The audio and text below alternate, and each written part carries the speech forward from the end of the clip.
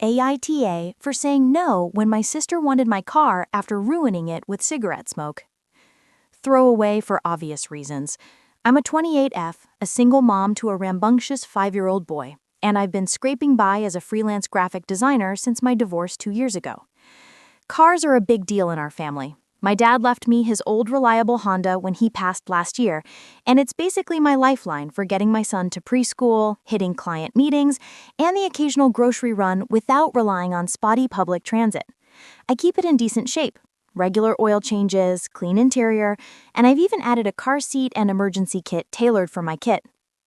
My sister Lila, 25F, lives about 20 minutes away and doesn't own a car. Says it's too expensive with her barista job and student loans. She's always been the free-spirited one, dropping in and out of our lives, but lately she's been leaning on me hard since her latest breakup. About 6 months ago, she asked to borrow my car for a job interview.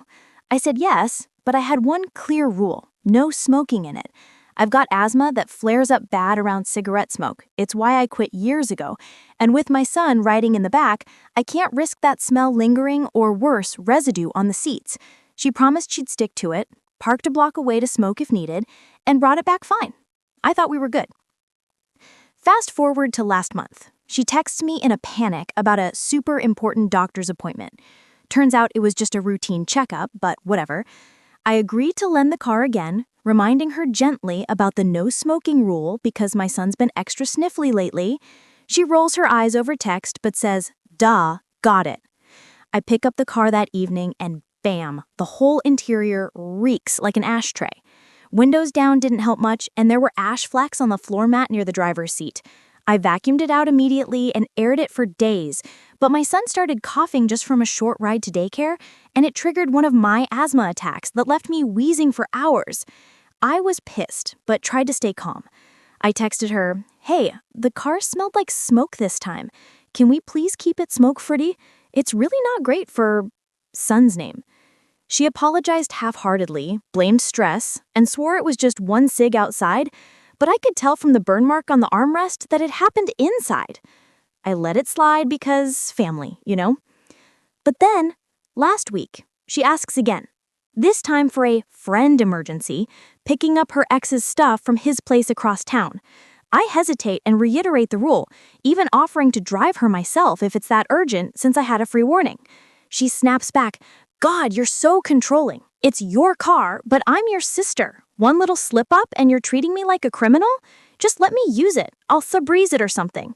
I stood my ground and said no, explaining it's about my health and my kids' safety, not control. She called me selfish, hung up, and now our mom's texting me that I'm being too rigid and should help family more. A few relatives are chiming in on her side saying I'm overreacting to a smell.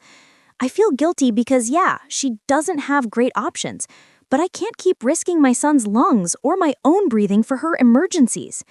AITA for drawing this line and not budging, even if it means straining family ties?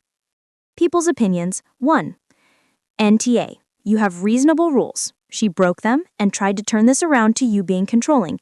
If you have an asthma attack while driving, you could crash your car. An asthmatic and allergic to cigarettes.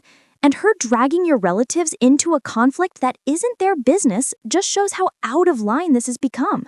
She can borrow a car from your relatives. See how they like her respecting their property. 2. NTA. Your car, your rules. She has the option that you take her do whatever she wants to borrow the car for, or she can figure out another way. What you're asking for is pretty basic.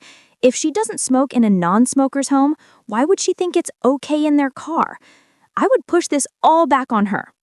You're my sister, so why can't you respect me and my things? Why is that so hard for you?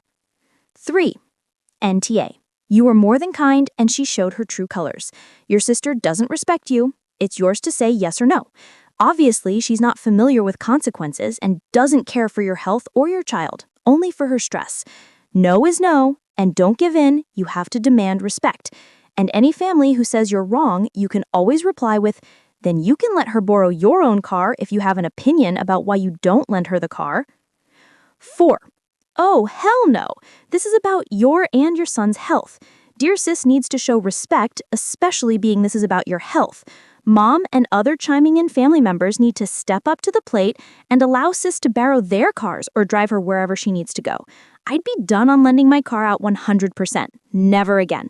Don't be a pushover and stick to your boundaries. Sis chose to disregard your need to keep the car smoke-free. No reason to trust her to honor her promise, as she isn't using your car moving forward.